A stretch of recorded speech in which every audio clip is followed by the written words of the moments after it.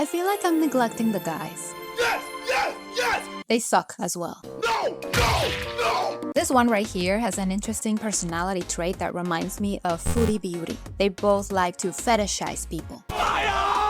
Not only that, but this guy lied to the social catfish team and played the goody two-shoes card, but it didn't work. Now, this dude gave two versions of the story, and there's probably a third one, the truth one, but we won't get that one, unfortunately. Let's start with his holier-than-thou version of events. Oh, by the way, in all of them, he's an idiot either way. Are you kidding me? Mike is a 45-year-old school teacher who also works at a hospital as a transporter. He was married to his wife from the Philippines and had a daughter together. She's 13 and see each other once a month. Why once a month? Because wife and daughter live in the Philippines while he is in the States. I believe Oklahoma, for some reason. 2 years ago, he received a message from Google Chat from a woman named Vera, a 38-year-old single mother. I would say she's around maybe 5'2", 5'3", curly hair. She has a curvy body, and that she always try to make her body look good for others to see. That last one line was very creepy. Vera claimed to be a rich businesswoman and introduced Mike to her shipping job and asked him if he wanted to work for her. Mike needed the money to bring all his family to the US, so he said yes.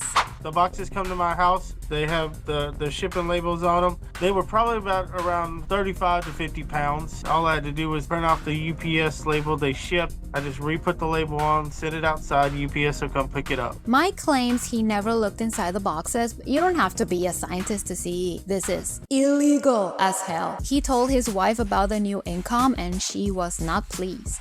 She warned him about being a big scam, but he didn't listen. And not because of the money coming in, but because he was hung up on Vera. He just didn't want to acknowledge that, but it was clear from the beginning.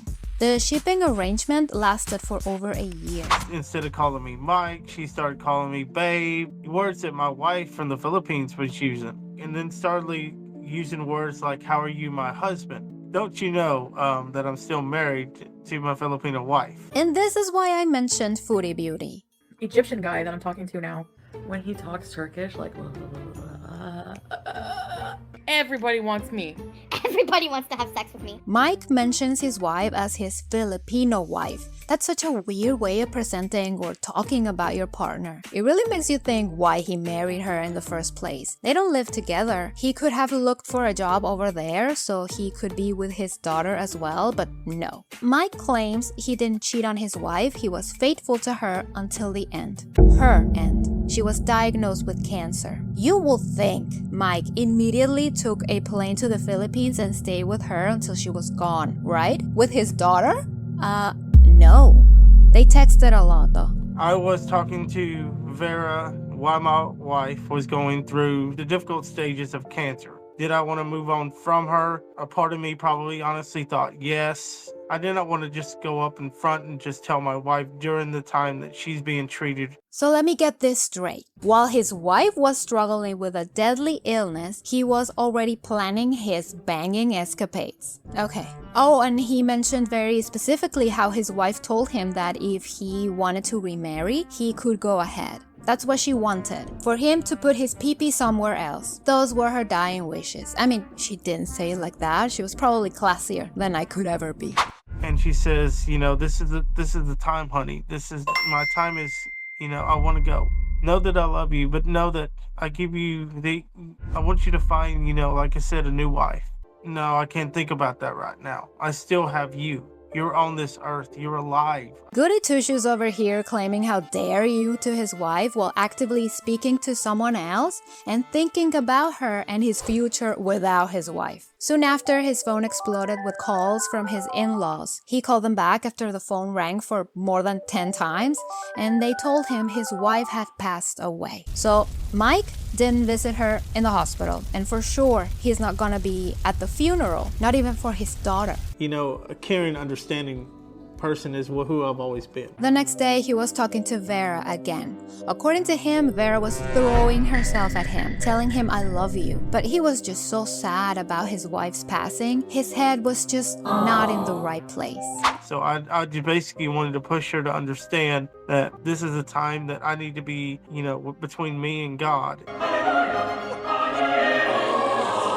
After this, Vera dropped the money bomb at him. She was locked out of her account and needed money. Mike sent her close to $5,000. He felt that because she helped him with his wife passing away, he needed to repay her. Now, remember, Mike didn't go to the Philippines after learning his wife was struggling with cancer, nor while she was dying, nor to see and console his daughter, nor to be in the memorial, but for sure had money to go back and forth to California multiple times. There was something about Mike's story that just didn't add up. Something? How about everything? For starters, the guys are waiting for Mike in California. Vera invited him for the 7th time now. 7 times. How much for 7 tickets to California and 1 for the Philippines? The way he met Vera. Mike claims it was from Google Chat, but the guys assume he was already on dating sites and that's where Vera appeared. Your wife is in the hospital.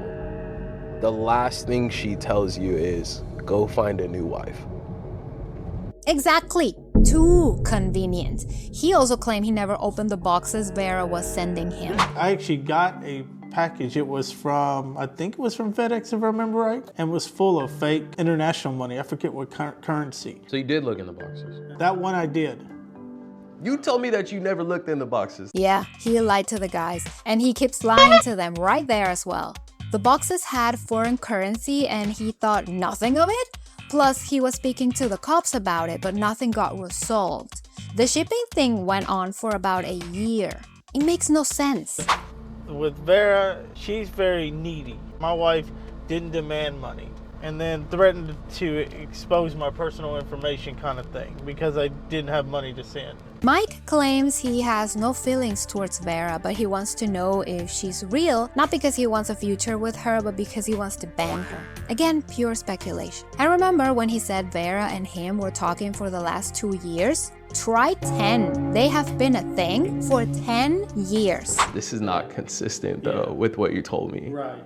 Why? Maybe I get my stories mixed up and what comes out, maybe self-expression comes out the wrong way. What?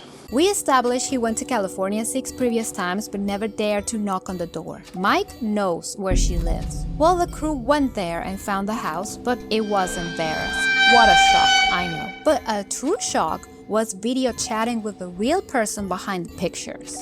This legit pisses me off. This person, Vera should get her ass beat by me, yeah, me. If this is even a real person, a guy or girl, I'd like to beat their for you.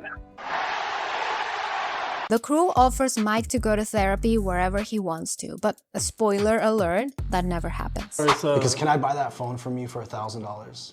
Yeah. That's a giga chat move right there, but before Mike handed his phone, some things needed to disappear. Now, the crew used the phone for good things, like calling other victims that were used just like Mike in the shipping scam business, but they also found a lot of X-rated things, fake profiles sending him nudes. Meanwhile, Mike was most definitely cheating on his wife, his Filipino wife. We went through your phone. Nobody's perfect in this world. People make mistakes. People make, decisions that may not you may think that may not harm you, but it can, be harmful in someone else's eyes.